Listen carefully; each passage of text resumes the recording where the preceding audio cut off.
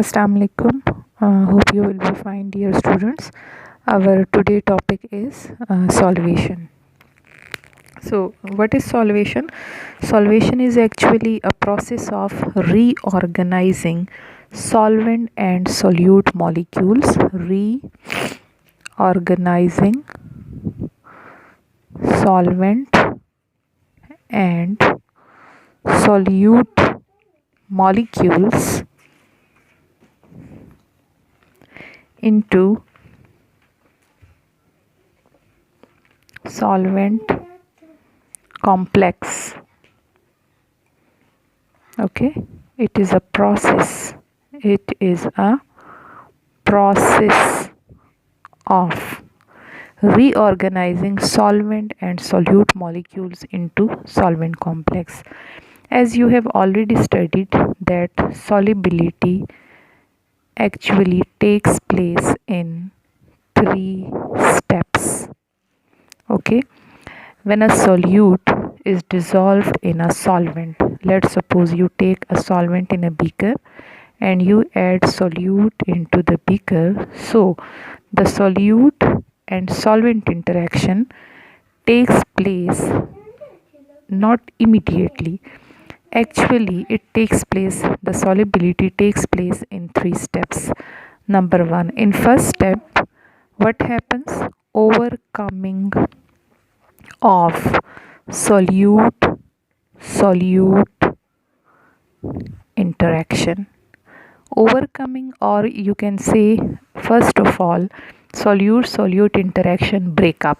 Okay, in the second step, overcoming of solvent solvent interaction takes place, and then in the third step, building up of solute solvent interaction take place. Okay, first of all, when you add solute into a solvent, so the solute solute interaction will break up, solvent solvent interaction will break up, and solute solvent interaction will build up. Okay, but before building up of solute solvent interaction, it is very necessary that the solute and solvent both are of same nature. If the solute and solvent are of different nature, then this building up of solute solvent interaction will not take place. Okay, like if solute is polar and solvent is non-polar, so they will not dissolve in each other. So solute solute molecule will not separate from each other, solvent solvent will not separate from each other, and as a result solute solvent interaction will not build up. But if they are of same nature, then the solute solvent interaction will build up. Okay, now let's suppose you have taken which solvent? Let's suppose you have taken water as a solvent and you add solute of the same nature as water. As water is polar, let's suppose you add polar solute into the water. Okay, then what happens? Solute solute interaction break up, solvent solvent interaction break up, and solute solvent interaction build up. Okay, let's take an example of potassium chloride as a solute. You have added potassium chloride into water. So when the solute solvent interaction build up, during this process potassium chloride will ionize into potassium ion and chloride ion, and the water molecule will surround these two ions in such a way that here in this case water molecule, the negative end of the water molecule will be towards the positive ion, like water molecule will surround positive potassium ion in this way. Similarly, the water molecule will surround the negative chloride ion in this way, that is in such a way that the positive end of the water molecule will be towards inside and the negative end towards outside. Okay, here also water molecule will arrange itself in this position so that its positive end is toward inside and negative end is outside. Okay, negative, positive, positive, and here it is positive, so the negative end of water molecule will be inside and positive side will be outside. Okay, so this is the solute solvent interaction. मेरा मतलब है कहने का कि solute solute एक दूसरे को छोड़ देंगे, सॉल्वेंट सॉल्वेंट एक दूसरे को छोड़ देंगे, सॉल्यूट सॉल्वेंट इंटरेक्शन बिल्डअप हो जाएगी। और सॉल्यूट सॉल्वेंट इंटरेक्शन में ये वाला प्रोसेस होगा। ये देखें सॉल्यूट आयोनाइज हो गया और सॉल्वेंट ने उसको हर तरफ से घेर लिया है। अच्छा, अब यहाँ पर सॉल्यूट और सॉल्वेंट जो है इनके बीच में कौन सी फोर्सेस होंगी? इनके बीच में आपस में इनकी आयोनिक फोर्सेस भी हो सकती हैं।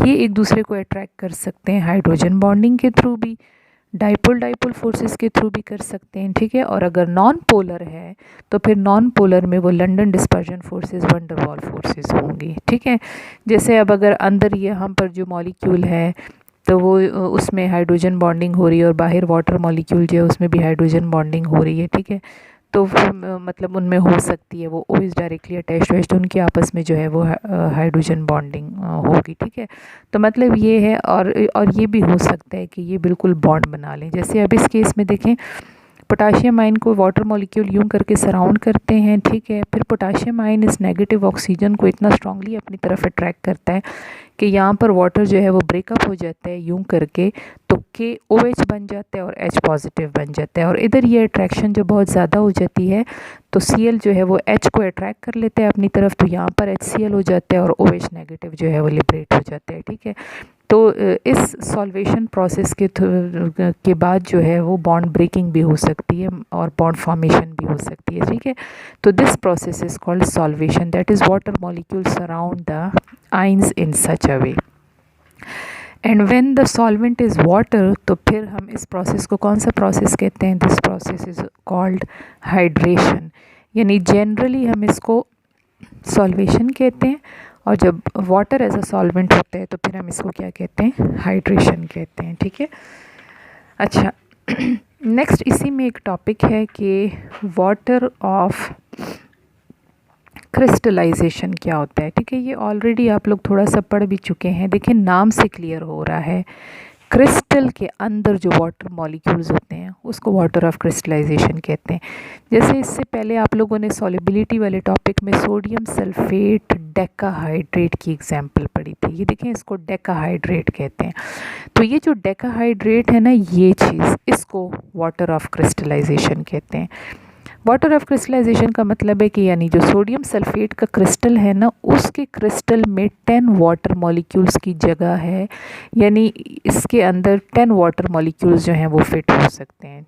ठीक है, जैसे देखिए आप लोगों को अगर वो सॉल्युबिलिटी वाले टॉपिक में याद हो तो उस टॉपिक में आप लोगों ने पढ़ा था कि जब हम सोडियम सल्फेट को वाटर में डिज़ोल्व करते हैं, ठीक है, तो 305 सोडियम सल्फेट है। ठीक है, इसको जब आप वाटर में डिज़ोल्व करते हैं तो कब तक इसकी सॉल्युबिलिटी इंक्रीज़ होती है? 305.4 केल्विन तक जब आप टेम्परेचर इंक्रीज़ करते हैं तो इसकी सॉल्युबिलिटी क्या होती है? इंक्रीज़ होती है। ठीक है, इस टेम्परेचर पर आकर सोडियम सल्फेट का जो क्रिस्टल है उसके अंदर 10 वाटर मॉलिक्यूल्स एकोमोडेट हो जाते हैं। अब इसकी क्रिस्टल के अंदर 10 वाटर मॉलिक्यूल्स ही फिट हो सकते हैं। ठीक है, ये वाटर ऑफ क्रिस्टलाइजेशन जो है ये डेफिनेट वाटर मॉलिक्यूल्स होते हैं, फिक्स्ड अमाउंट, यानी ऐसा नहीं होता है कि एक दफ़ा इसके क्रिस्टल में 5 फिट हो सकते हैं तो किसी और कंडीशन पे कुछ और फिट हो सकते हैं। नहीं, इनकी जो वाटर ऑफ क्रिस्टलाइजेशन है ये क्रिस्टल में specific amount of water molecule की फिटिंग होती है और उतने ही वाटर मॉलिक्यूल्स की जगह उसके अंदर बनी हुई होती है। फिर देखें इसके बाद आप लोगों ने पढ़ा था कि जब हम फर्दर टेम्परेचर इंक्रीज़ करते हैं तो क्या होता है? फिर वो सॉल्युबिलिटी डिक्रीज़ होती है। इससे फर्दर जो है आप टेम्परेचर और ज़्यादा इंक्रीज़ करते हैं अबव 305.4, तो फिर आपने क्या पढ़ा था कि सॉल्युबिलिटी क्या होती है? डिक्रीज़ होती है। ठीक है, तो डिक्रीज़ होने में फिर क्या होता है? इसमें से वाटर मॉलिक्यूल दोबारा निकलना शुरू हो जाते हैं, तो वो 10 वाटर मॉलिक्यूल्स इसमें से दोबारा निकल जाते हैं। ठीक है, तो इसको वाटर ऑफ क्रिस्टलाइजेशन कहते हैं। अच्छा, अब ये जो सॉल्ट है इसको क्या कहते हैं? इसको कहते हैं हाइड्रेटेड सॉल्ट, इसको हाइड्रेटेड सॉल्ट कहते हैं। और ये जब इसमें से वाटर मॉलिक्यूल्स निकल जाते हैं तो इसको कौन सी सॉल्ट कहते हैं? इसको एनहाइड्रस सॉल्ट कहते हैं। ठीक है। इसी तरह देखिए वाटर ऑफ क्रिस्टलाइजेशन की कुछ और एग्जांपल्स भी हैं, जैसे कॉपर सल्फेट है, तो कॉपर सल्फेट पेंटाहाइड्रेट होता है, इसमें 5 वाटर मॉलिक्यूल्स इसके क्रिस्टल में फिट हो सकते हैं, ठीक है। इसी तरह मैग्नीशियम सल्फेट है, तो मैग्नीशियम सल्फेट के क्रिस्टल में कितने वाटर मॉलिक्यूल फिट हो सकते हैं, 7 वाटर, ठीक है। इसी तरह सोडियम कार्बोनेट है, तो सोडियम कार्बोनेट जो है इसके क्रिस्टल में 10 वाटर मॉलिक्यूल्स फिट हो सकते हैं। ये इनकी वाटर ऑफ क्रिस्टलाइजेशन याद रखेंगे, जो कुछ गिने चुने आपकी बुक में दिए हुए हैं, क्योंकि ये एमसीक्यूज में आते हैं, ठीक है। इनकी वाटर ऑफ क्रिस्टलाइजेशन आपसे पूछी जाती है। अच्छा, एक होता है डेलिक्विसेंट, एक टर्म आपसे पूछी जाती है कि ये डेलिक्विसेंट किसे कहते हैं, ठीक है। देखें ये जो सोडियम हाइड्रोक्साइड है, इसकी बॉटल को जब आप ओपन करते हैं ना, तो ये मॉइस्चर को एब्जॉर्ब करता है, ठीक है। तो जो सब्सटेंसेस मॉइस्चर को एब्जॉर्ब करती हैं उनको क्या कहते हैं, हाइग्रोस्कोपिक। जैसे देखिए आप लोगों ने ये खाने वाली नमक सोडियम क्लोराइड देखी होगी, अक्सर गर्मियों में वो जो सावन का मौसम होता है, तो उसमें ये नमक की बोतल अगर खुली रह जाए तो इस गीली गीली, मतलब वो ऐसे गीली गीली लगती है ना, तो ऐसे सब्सटेंसेस को क्या कहते हैं, हाइग्रोस्कोपिक। हाइग्रोस्कोपिक किसे कहते हैं, विच can absorb moisture from air, ये एयर से मॉइस्चर को एब्जॉर्ब करते हैं, इनको हम हाइग्रोस्कोपिक कहते हैं। सोडियम हाइड्रोक्साइड भी इसी तरह की एग्जाम्पल है। सोडियम हाइड्रोक्साइड जो ऐसे छोटी छोटी गोलियों की शेप का होता है ना, इसकी बॉटल अगर आपसे कभी खुली रह जाए ना, तो ये इतना ज़्यादा मॉइस्चर एब्जॉर्ब करता है कि ये इसकी स्टेट ही बदल जाती है, ये बिल्कुल पानी की तरह लिक्विड हो जाता है। तो ऐसे सब्सटेंसेस को डेलिक्विसेंट कहते हैं। यानी डेलिक्विसेंट क्या होता है, which can absorb too much moisture, those substances which can absorb too much moisture so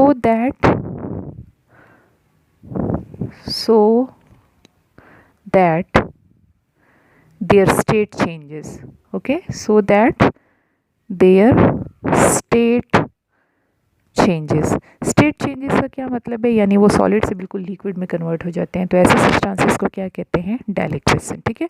hygroscopic जो सिर्फ थोड़ा सा मॉइस्चर को एब्जॉर्ब करते हैं, तो इनकी स्टेट चेंज नहीं होती, ये सिर्फ थोड़ा गीला गीला हो जाते हैं। लेकिन डेलिक्विसेंट जो इतना ज़्यादा मॉइस्चर को एब्जॉर्ब करते हैं कि इनकी स्टेट ही चेंज हो जाती है, जैसे सोडियम हाइड्रोक्साइड है, तो वो सॉलिड से बिल्कुल किस में कन्वर्ट हो जाता है, लिक्विड में, ठीक है। तो ये था solvation, water of crystallisation, hygroscopic and hygroscopic और डेलिक्विसेंट। अच्छा, हमारा नेक्स्ट टॉपिक जो है, ये चैप्टर के एंड में छोटे छोटे टॉपिक्स रह गए हैं, तो हमारा जो नेक्स्ट टॉपिक है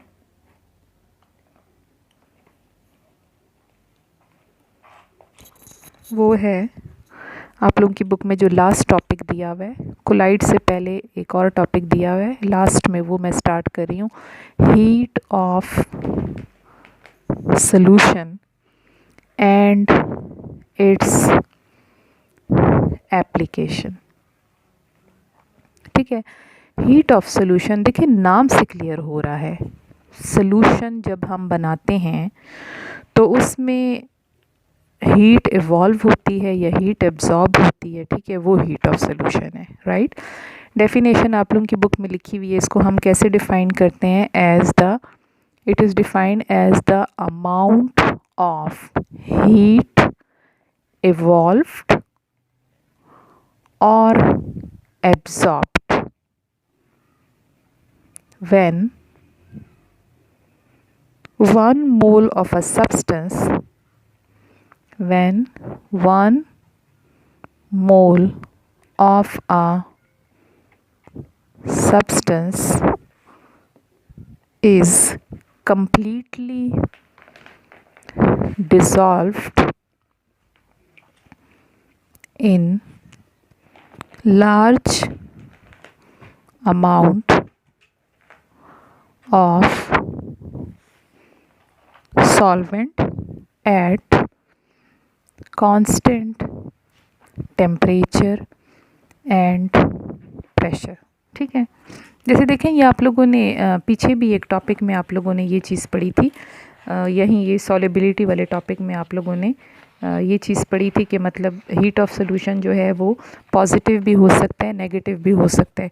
तो वहाँ पर मैंने आपको बताया था कि जैसे देखें फॉर एग्जांपल सिल्वर नाइट्रेट है ना, तो सिल्वर नाइट्रेट जो है सॉलिड फॉर्म में, इसको अगर आप वाटर में डिज़ोल्व करते हैं तो इसमें जो सोल्यूशन बनता है ना, तो ये हीट को एब्जॉर्ब करता है। यानी वाटर, हम इसको यूँ लिखेंगे, वाटर प्लस हीट, और ये सोल्यूशन बनता है। मतलब ये है कि इसका जो डेल्टा एच है ना, चेंज इन एंथैल्पी, वो क्या है, पॉजिटिव। पॉजिटिव का क्या मतलब है कि ये कैसा प्रोसेस है, एंडोथर्मिक। ठीक है, लेकिन अब हम कोई और एग्जांपल लेते हैं, जैसे देखें लिथियम कार्बोनेट है, तो लिथियम कार्बोनेट को जब हम वाटर में डिज़ोल्व करते हैं तो ये हीट को इवॉल्व करता है। ठीक है, और ये सोल्यूशन बन गया। तो इसकी जो delta H change in enthalpy है वो क्या है, नेगेटिव। यानी ये कैसा प्रोसेस है, एक्सोथर्मिक प्रोसेस है। ठीक है, तो ये हीट ऑफ सोल्यूशन है। देखिए हमने 1 मोल ऑफ अ सब्सटेंस लिया, ये हमने 1 मोल ऑफ अ सब्सटेंस लिया, और इसको देखें हमने कम्प्लीटली डिज़ोल्व किया in large amount of solvent. ये हमने लार्ज अमाउंट ऑफ सॉल्वेंट में इसको कम्प्लीटली डिज़ोल्व किया। तो हीट जो इवॉल्व होती है या हीट जो एब्जॉर्ब होती है, जैसे इस केस में हीट एब्जॉर्ब हुई है और इस केस में हीट इवॉल्व हुई है, तो इस हीट को क्या कहते हैं, this is called heat of solution. ठीक है, तो हीट ऑफ सोल्यूशन पॉजिटिव भी हो सकता है, नेगेटिव भी हो सकता है, राइट। अच्छा, अब देखें अभी जो हमने वो सॉल्युबिलिटी का पढ़ा है कि ये जो डिसोल्यूशन प्रोसेस होता है, डिसोल्यूशन प्रोसेस या हम कहते हैं सॉल्युबिलिटी का जो प्रोसेस होता है, ये अभी अभी हमने पढ़ा है कि ये कितने स्टेप्स में होता है, 3 स्टेप्स में होता है। ठीक है, इन 3 स्टेप्स में पहले वाले में क्या होता है, जैसे अभी आपने रिवाइज किया है कि पहले वाले में ब्रेकिंग ऑफ कौन सी interaction, solute solute interaction breakup होती है। ठीक है, अच्छा अब देखें सॉल्यूट सॉल्यूट इंटरेक्शन को ब्रेकअप करने के लिए हीट एब्जॉर्ब की जाती है। तो हीट एब्जॉर्ब करने का मतलब है कि इसकी जो डेल्टा एच है इस प्रोसेस की, वो क्या होती है, पॉजिटिव। पॉजिटिव का मतलब है कि ये स्टेप कैसा स्टेप है, एंडोथर्मिक है, राइट। अच्छा, फिर उसके बाद सेकंड स्टेप में क्या होता है, breaking of solvent solvent interaction, right. इसमें भी देखें सॉल्वेंट सॉल्वेंट मॉलिक्यूल्स को सेपरेट करना है, तो यहाँ पर भी हीट जो है वो एब्जॉर्ब होगी, तो ये भी क्या है, पॉजिटिव है, एंडोथर्मिक है। थर्ड स्टेप में आप लोगों ने पढ़ा कि थर्ड स्टेप में फिर क्या होता है, बिल्डिंग। फर्स्ट 2 में ब्रेकिंग होती है, इसमें building up of solute solvent interaction होता है, राइट। अच्छा, अब इसकी जो चेंज इन एंथैल्पी है वो क्या होती है, वो होती है कॉमनली एक्सोथर्मिक, नेगेटिव। एक्सोथर्मिक होता है स्टेबलाइज करने के लिए ना, ठीक है।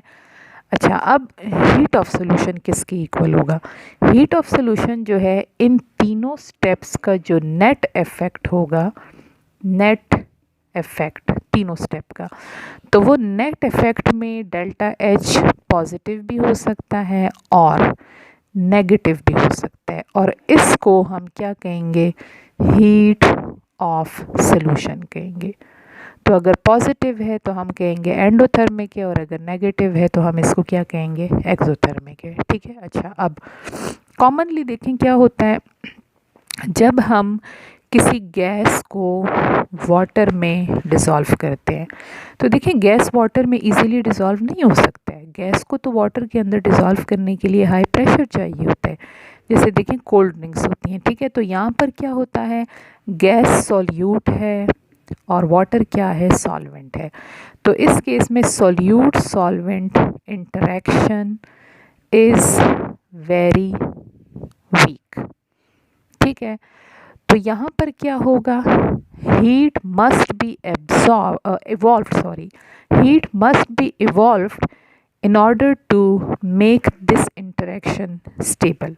ठीक है, यानी गैस को सॉल्वेंट में डिज़ोल्व करने के लिए और solute solvent interaction co operative बनाने के लिए क्या होना होगा, एनर्जी जो है वो इवॉल्व होनी होगी। ठीक है, यानी मैं कहती हूँ, यहाँ पे मैं लिखती हूँ, heat must be evolved during this process.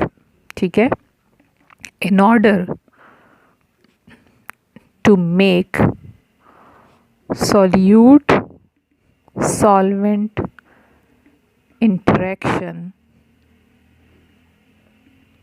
operative और स्टेबलाइज। इस इंटरेक्शन को स्टेबलाइज करने के लिए हीट जो है वो इवॉल्व करनी पड़ेगी।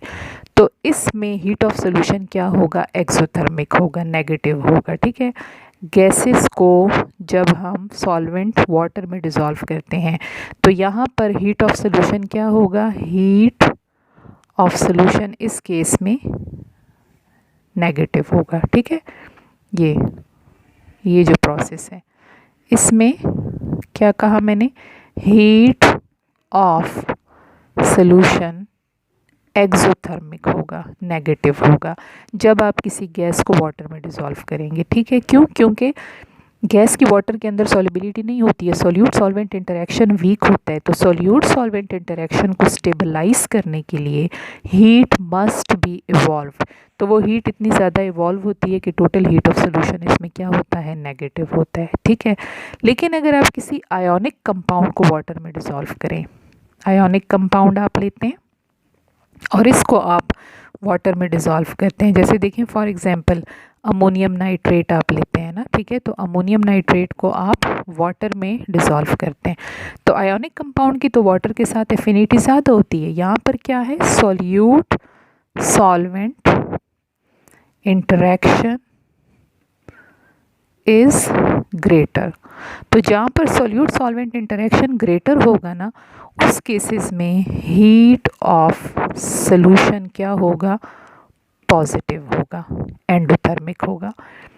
तो जहाँ सोल्यूट सॉल्वेंट इंटरेक्शन वीक होती है वहाँ पे heat must be evolve in order to make it. देखिए वैसे भी आप लोगों ने जनरली पढ़ा हुआ है कि जब रिएक्टेंट्स जो हैं वो प्रोडक्ट्स बनाते हैं, ठीक है, तो प्रोडक्ट्स जो हैं वो चूँकि स्टेबल होते हैं तो वहाँ पर हीट बहुत ज़्यादा इवॉल्व होती है। रिएक्टेंट्स को ब्रेकअप करने के लिए हीट एब्जॉर्ब की जाती है और जब प्रोडक्ट्स बनते हैं तो हीट इवॉल्व होती है। तो ये वही वाली चीज़ है कि स्टेबलाइज, जब वो स्टेबल नहीं है, उनकी आपस में इंटरेक्शन वीक है, तो स्टेबलाइज करने के लिए large amount of heat must be evolve, तो total heat of solution negative होगा।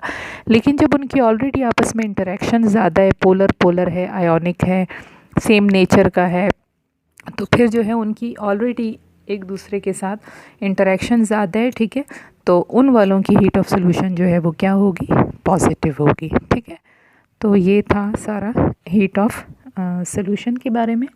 और ये अमोनियम नाइट्रेट की जो एग्जांपल है ये आप लोगों की बुक में इन्होंने दी भी है, तो ये आप जो है वहाँ से फिर इसको स्टडी कर लें। ठीक है, चलें, थैंक यू, अल्लाह हाफिज़।